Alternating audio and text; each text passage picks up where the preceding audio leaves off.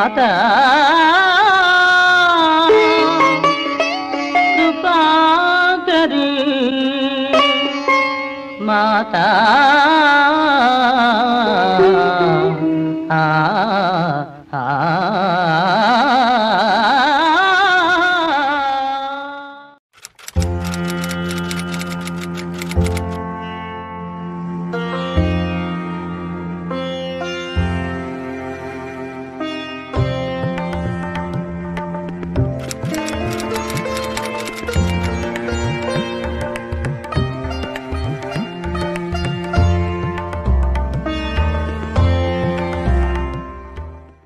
गुरुर्ब्रह्मा गुरुर्विष्णु गुरुर्देवो महेश्वरः गुरुर्साक्षात् परब्रह्म तस्मै श्री नरसिंहाचार्य बाबाय नमः लक्ष्मीकांतराव बाबाय नमः वेंकटराव बाबाय नमः।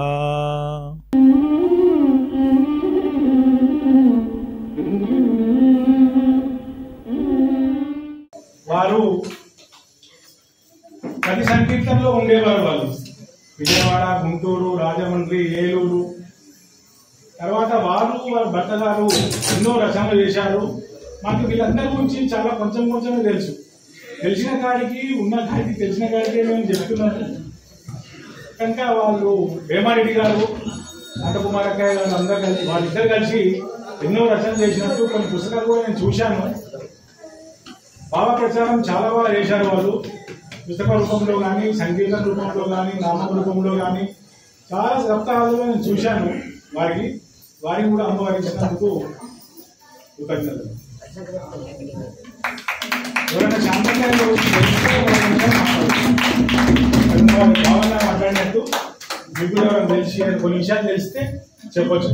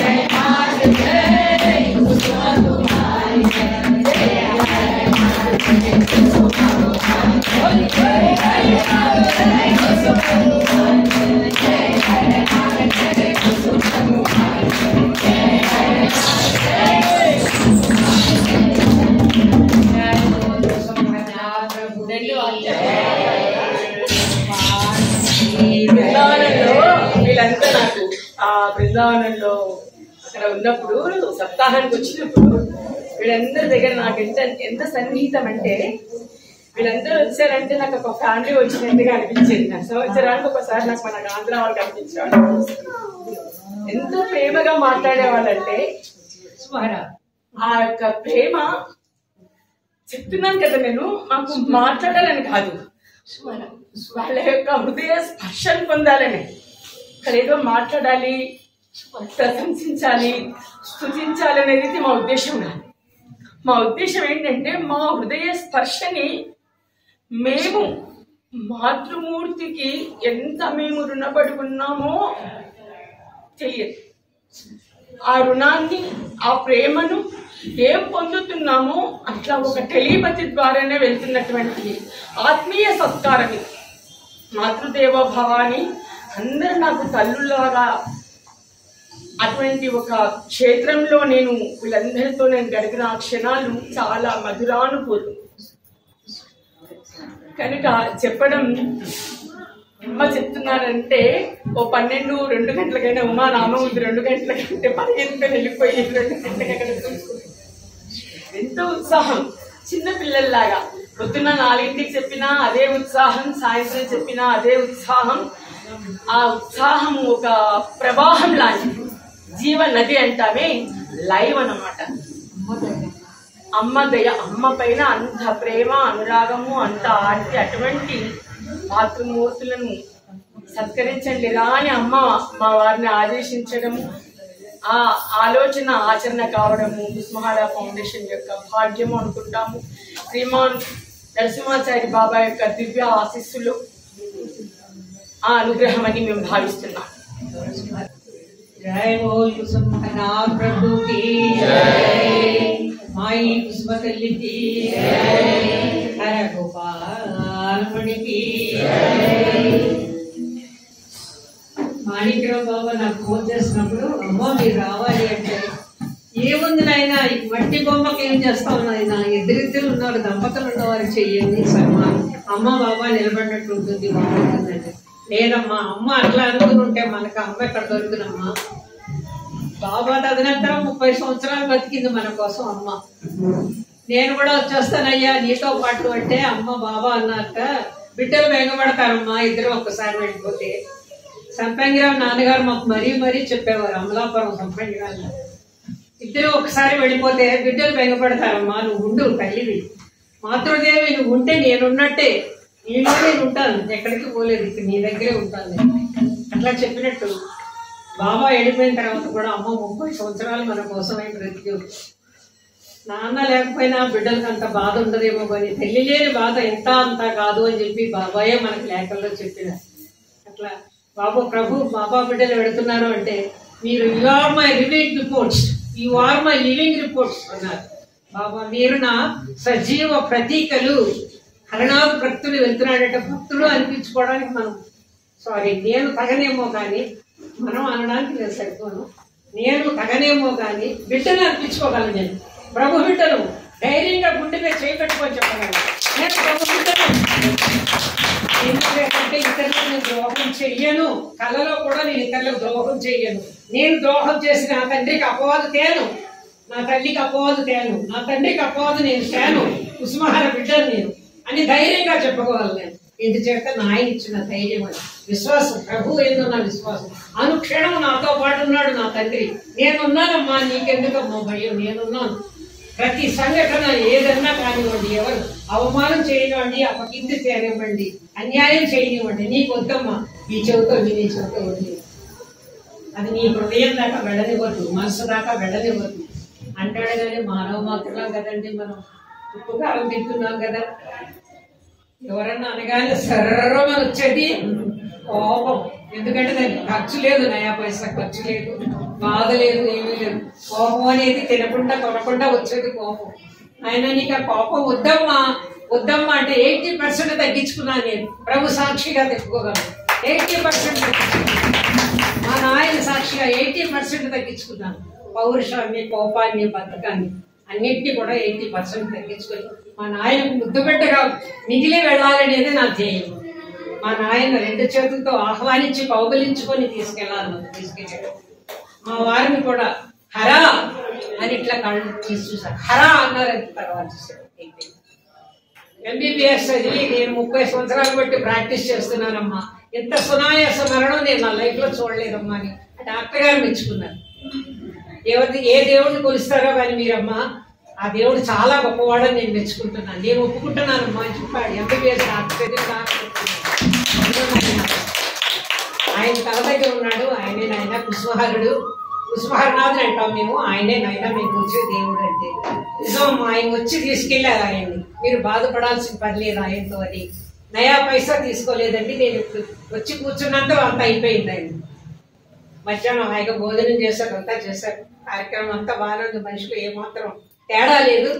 మెట్లు ఎక్కడానికి BP ఎక్కువగా ఉందండి, వద్దండి రెడ్డి గారు, నేను చైర్ ఏదో ఉంటుంది కదా అది తీసుకొస్తాను కూర్చొని. Why that I can walk, నేను ఎక్కగలను, నడవగలను, మెట్లు ఎక్కగలనండి. వై దట్ అండ్ గోస్ వారిస్తున్నాడు చైర్. మాకంటే ముందు టక్క మనం మెట్లు ఎక్కారు పైకి, ఆ డాక్టర్ కంటే ముందు ఎక్కారు. ఎక్కి కూర్చున్నా నేను ఇక్కడికి వచ్చి కూర్చున్నంతలో అయిపోయింది. 10 పైసలు ట్యాబ్లెట్ లేదు, 10 పైసలు ఇంజక్షన్ లేదు, ఏమీ లేదు. ఆ విశ్వాసం ఉండాలండి ప్రతి బిడ్డకి కూడా. చచ్చిపెట్టి మాణిక్యరావు గారు చేసే పని చాలా మంచిది. ఎందుకంటే పెద్దవాళ్ళు వస్తున్నాం, ఒక అర్ధేకాలం చేసేస్తున్నాం, వెళ్ళిపోతున్నాం. మన తదనంతరం ఎవరు ఉండేవాళ్ళు, మన బిడ్డలే మన నిలవట్లేదు అక్కడ నామంలో. మంచి పని మాణిక్యరావు బాబా చేసేది, చాలా మంచి పని, చాలా మంచి పని. నా బిడ్డ చక్కగా చెబుతోంది నా గురించి, అంత ధైర్యంగా అంత విశ్వాసంగా చెప్తుందంటే గుండెల మీద చేతులు వేసుకొని మనం చెప్పొచ్చు, అంత ధైర్యంగా చెప్పొచ్చు. మనం అన్యాయం చేయకూడదు. ఆయన చెప్పిన మార్గంలో మనం నడిస్తే కనుక నేను పుష్పహారాన్ని పెట్టను అని సాక్ష్యం చెప్పొచ్చు ఎవరికి. ప్రభు ఇచ్చేది అదే, అంతకు తప్పించి ఏమీ లేదు. ఎందుకనైనా మట్టి బొమ్మను నా దగ్గరే ఉంది నాయన నువ్వు సన్మానం చేయడానికి చెప్పాను మా మాణిక్రావు బాబా. అమ్మ అలా అనంతమ్మా, రెడ్డి గారు ఎక్కడికి వెళ్ళిపోలేదు, మీ దగ్గరే ఉన్నారంటే నాకు అప్పుడు గుర్తొచ్చింది బాబా రాసిన లేఖలు. నేను ఎక్కడికి వెళ్ళిపోలేదు కుసుమ. ఎవరో నాలాంటి మూర్ఖురాలు మా పూళ్ళ రాజమండ్రి పక్కన పూళ్ళ నుంచి బాబా వెళ్ళిపోయిన కొత్తలో 120 మంది బ్యాచ్ తయారయ్యారు అమ్మని చూడడానికి వెళ్ళాడు. ఒక మూర్ఖురాలు నాలాంటి మనిషి ఉంటారు కదా అక్కడక్కడ. ఆమె అన్నదంట బాబా వెళ్ళిపోయినాడు, నేను ఎట్లా ఉన్నానో అమ్మ కూడా అట్లే కదా ఉంటది, ఆ అమ్మ కూడా అట్లే కదా ఉంటది, ఇంకేంది చూసేది ఆ అమ్మని, నేనేంటి చూసేది ఆ అమ్మని, ఇంకా పసుపు కుంకాలు లేవు కదా అమ్మ దగ్గర ఏముందో చూడటానికి అని చెప్పేశాడు. అందరూ బయలుదేరుతున్నారు కదా, అందులో వాళ్ళ వదిళ్ళు ఆడపడుచులు అందరూ ఉన్నారు కదా, వాళ్ళంతా బలవంతం పెట్టారు. అయ్యయ్యో రాద్దు వెళ్తూ చూద్దాం అమ్మని చూద్దాం. సరే వాళ్ళకి బాధపడలేక వెళ్ళి అందరూ వెళ్ళారు. అమ్మ హాల్లో కూర్చుంది అక్కడ తోటలో, హాల్లో కూర్చుంటే ఇప్పుడంత లేదండి. అప్పుడు రేకుల షెడ్ మాత్రమే ఉండేది, ఇప్పుడంత బిల్డింగ్ లేదప్పుడు, రేకుల షెడ్ మాత్రం ఉండేది. అయినప్పటికైనా అందరూ ఆ రేకుల షెడ్ లోనే కూర్చునేవాళ్ళం. అమ్మ కూడా అమ్మని పల్లకిలో తీసుకొచ్చేవారట, సంపంగిరావు గారు చెప్పేవారు. పల్లకిలో తీసుకొస్తే అందులో కూర్చునేదట, కుర్చీలో అమ్మ కూర్చుంటే అందరూ వచ్చి చూస్తున్నారు. ఆమె మాత్రం తలుపు విరిగి వెనక నుంచే చూస్తోంది, తొంగి చూస్తూ ఉంటే అందరూ అయిపోయిన తర్వాత నేను ఇట్లా చూస్తుంటే అమ్మ అన్నారు, ఇట్లా చూసి ఇచ్చిందంట. అమ్మ దగ్గర పిలిస్తే వెళ్ళింది. వెళ్తే ఆ అమ్మకి ఎట్లా దర్శనం ఇచ్చిందంటే సగం బాబా సగం అమ్మని అత్తుకోండి. అదే ఫోటో ఉంటుంది అక్కడక్కడ ఉన్నది. ఆ ఫోటో మీరు ఎవరైనా ఉంటే చూడవచ్చు. అక్కడక్కడ గుంటూరులో కూడా ఉండేది. సగం అమ్మ సగం బాబాగా దర్శనం ఇచ్చింది ఆ అమ్మకి. అప్పుడు పులోమని ఏడ్చి ఎంత గట్టి పెట్టి నోరు పెట్టి గొంతు పెట్టి ఏడ్చి అమ్మ కాళ్ళ మీద పడింది ఆ అమ్మ. సంపంగిరావు నాన్నగారు చెప్పలేక చెప్పేవారు, దుఃఖపడిపోతూ ఆయన దుఃఖాన్ని మేము చూడలేక తట్టుకోలేకపోయేవాళ్ళం. అంతా బాధపడి ఏడుస్తూ రొక్కుతూ ఏడ్చేవారు. నాయన ఏడవకండి, మీ ఆరోగ్యం బాగాలేదు, బాధపడకండి అంటే. నేను బాధపడలేదమ్మా, సంతోషిస్తున్నాను. నా తల్లి శౌర్యాన్ని తెచ్చుకొని నా తల్లి విశ్వవిఖ్యాతి తేరని మా తల్లి, ఆ తల్లి యొక్క పౌరుషాన్ని, ఆ అమ్మాయి యొక్క అంత పౌరుషం చూడు, మీ బాబా ఎక్కడ పోయాడు, నాలోనున్నాడు నీ బాబా అని చెప్తూ దర్శనమిచ్చిందని చెప్తూ కూడా ఆయన బెడ్ మీద ఉండి కూడా అంత గట్టిగా పెద్ద నోరు పెట్టి చెప్పేవారు సంపంగిరావు నాన్నగారు. అట్లా చెప్పుకోవాలంటే అడుగడుగున నేనున్నానని నిరూపిస్తాడమ్మా. నువ్వు చేయవలసింది ఏమీ లేదు, ఖర్చుతో కూడింది నామమే కదా అనుకుంటావు, కానీ అదే మహా కష్టం. ఆ నామం చేయడమే మహా కష్టం. ఎందుకంటే మాయాదేవి మనల్ని అంత సులువుగా రానివ్వదు దగ్గరికి, బాబా దగ్గరికి, ప్రభు దగ్గరికి, అమ్మ దగ్గరికి అంత సులువుగా వెళ్ళనివ్వదు. ఎందుకంటే అందుకే ప్రభు చెప్పాడు లేఖలో, మా ఆయన నువ్వు తిట్టద్దు, విసురుకోవద్దు, మచ్చిక చేసుకో నాయన, మాయాదేవిని మచ్చిక చేసుకో, మచ్చిక చేసుకొని నువ్వు నామం చేయి. కృష్ణనామం చేస్తూ ఉంటే కొన్నాళ్ళకి నిన్ను వదిలిపెట్టి విసుగుబుట్టి వెళ్ళిపోతుంది ఆ అమ్మ, విసుకొచ్చి వెళ్ళిపోతుంది నిన్ను వదిలిపెట్టి, నిన్నేమి చేయదు. నిన్ను కృష్ణుడి సన్నిధికి తీసుకెళ్లే పూచి ఆ అమ్మే వహిస్తాదట బాధ అని చెప్పి ఆయన చెప్పనిది అంటూ ఏది లేదు నాయన. అరటిపండు వచ్చి నోట్లో పెట్టినట్టుగా చెప్పాడు, లేఖలు అన్ని కూడా చెప్పాడు. భార్య భర్త ఎటువంటి సంసారం చూసుకోవాలి, ఏ టైంలో భార్య ఎలా నడుచుకోవాలి, భర్త ఎలా నడుచుకోవాలి, అన్ని విశదీకరించి చెప్పాడు. కానీ లేఖలు చదువుతుంటే ఒకటే బాధ, ఆ లేఖ తీస్తేనే నాకు గుండె చెరువైపోతుంది. నేను పనికిమాలి వాడిని రా, నేను ఎందుకు పనికిరాని వాడిని నాయన, నువ్వు ఎందుకు నాయన అంత కించపరుచుకుంటావు, ఎందుకు నాయన అంత కించపరుచుకొని చెప్పావు ప్రతి దాంట్లోనూ అని. అది చూడగానే ఒక విధమైన బాధ వచ్చేసి నేను తట్టుకోలేను. అందుకని చేసిన పాపం చెప్తే పోతుందంటారు. లేఖలు తీయడానికే నాకు భయం వేస్తుంది. నాయన నువ్వు పనికిమాలి వాడు అని అంటావా నాయన, నువ్వు ఎందుకు నాయన నిన్ను అంత కించపరుచుకుంటున్నావు అంటే, అది కాదు తనను చూచి మనల్ని నేర్చుకోమని, గడ్డి పరక కంటే హీనంగా తక్కువ వాడిని చెప్పేసి నువ్వు నేర్చుకో నాయన అని తనని తను తక్కువ చేసుకొని మనకు నేర్పిస్తున్నాడు అన్నమాట. ఆ విశ్వాసం అనేది తెచ్చుకోమని. ఎందుకంటే కదా ఏదైతే మన ఉస్మానాబాద్ భక్తుల్లో చిన్నప్పటి నుంచి ఇళ్లలో మనకు అలవాటు చేస్తారు, అందరూ ఇప్పుడు ఇస్కాన్ లో క్లాసెస్ అన్ని రెగ్యులర్ గా చేస్తున్నారు. ఇంట్లో చిన్నప్పటి నుంచి మనం నామం ఏ టైంలో అయినా చేయండి అని మనకి పెద్దవాళ్ళు చెప్తూ ఉంటారు. అదే మనం పాటిస్తే అదే ఇస్కాన్లో జపమాల నుంచి హరే రామ హరే కృష్ణ అని రౌండ్స్ చేస్తున్నాం. ఇంకా జపమాల పట్టుకొని చేయడం కూడా కష్టంగా ఉంటే ఎలా ఎప్పుడు ఏ టైంలో అయినా చేస్తూ ఉండేది నామం. బయట మీకు భయం వేసినా హ్యాపీగా ఉన్నా ఎలాంటి సిచ్యువేషన్ ఉన్నా నామం చేస్తూ ఉండండి. అదొక్కటే మనతో ఉంటుంది. ఒకవేళ మనం చీకట్లోకి వెళ్తే మన నీడని కూడా మనల్ని వదిలి వెళ్ళిపోతుంది, కానీ బాబా మనల్ని ఎప్పుడు వదలడు. అండ్ మీరు ఏదైనా ఆస్తి ఇస్తే అది కొన్ని తరాలు మాత్రమే మీ పిల్లలతో వస్తుంది, కానీ ఎన్ని తరాలైనా తరగని ఒక ఆస్తి, తరగని ఒక నమ్మకం, మా వెన్నంటే ఉంటాడు బాబా అనే ఒక నమ్మకాన్ని మా అమ్మ తాతయ్య మాకు ఇచ్చారు. దానికి ఎల్లప్పుడూ మేము వాళ్ళకి రుణపడి ఉంటాము.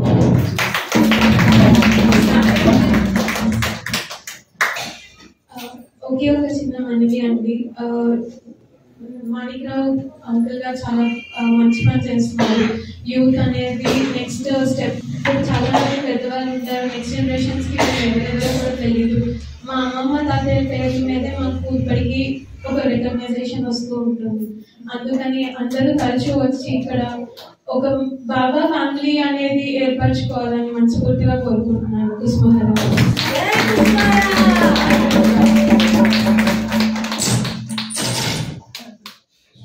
వచ్చినప్పుడు మీ పిల్లలను తీసుకురండి.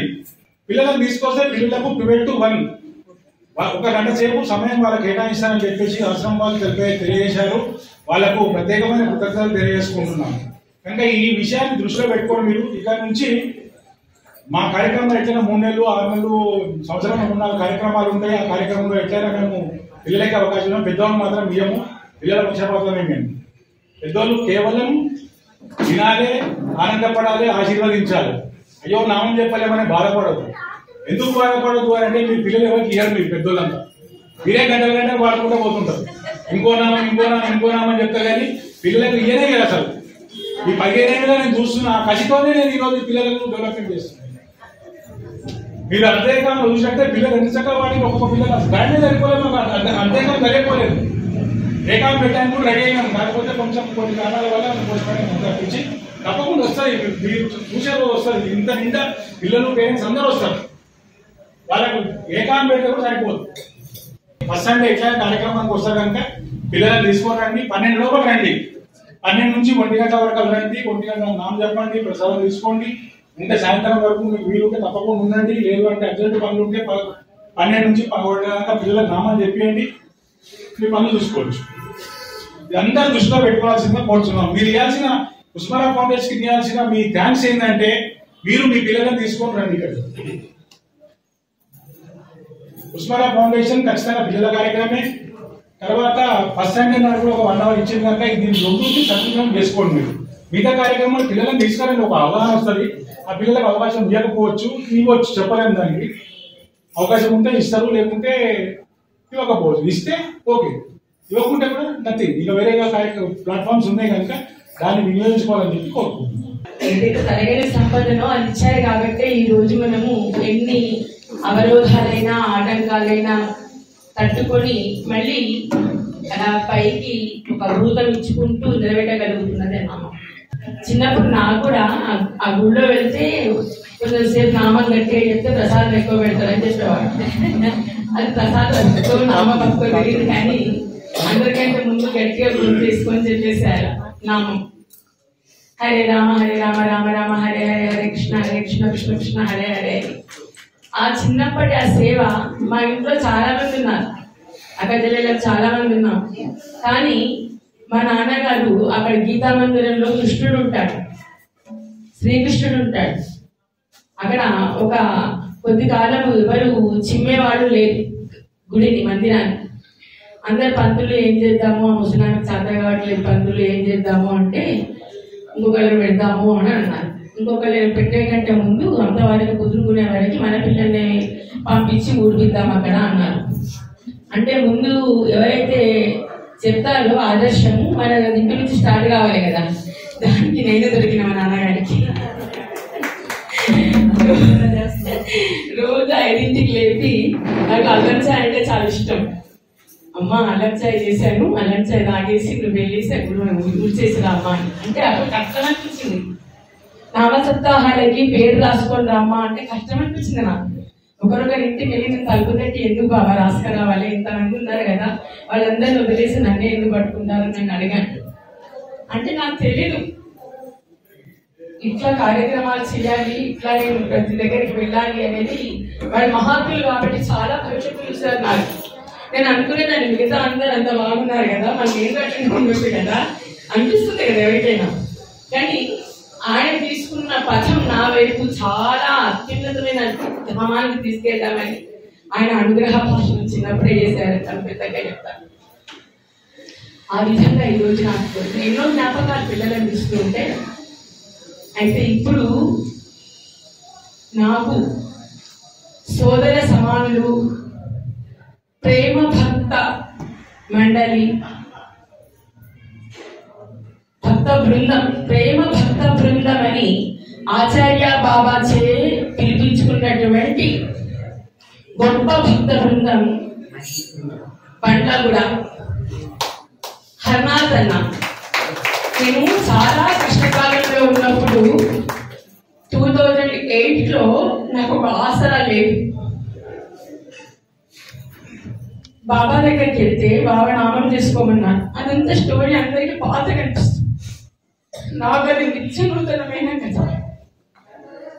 ఈ రోజు ఈ కార్యక్రమానికి నా కళ్ళెంబడి ఎంత అశ్రుధార ప్రవహిస్తున్నారంటే ఆచార్య బాబా యొక్క కృపా దృష్టి ఎంత ఉంది అనేది నాకు. భాగ్యవాన్ అన్నారు మా ఆయన, ఏం చూసుకుని భాగ్యవాన్ అన్నారు మా ఆయన చాలా గొడవపడ్డాను. ఆడవాళ్ళ దృష్టి వేరే ఉంటుంది, మహాత్మ దృష్టి వేరే ఉంటుంది. ఎక్కడికి వెళ్ళాలి బాబా మీరు చెప్పండి, ఏ ప్రదేశానికి వెళ్ళామంటే ఆ ప్రదేశానికి వెళ్తాను అంటే బండ్లగూడ, మల్కాజ్గిరి, దమ్మాయిగూడ అటువైపు చూసుకోమ్మా అన్నారు వీళ్ళు.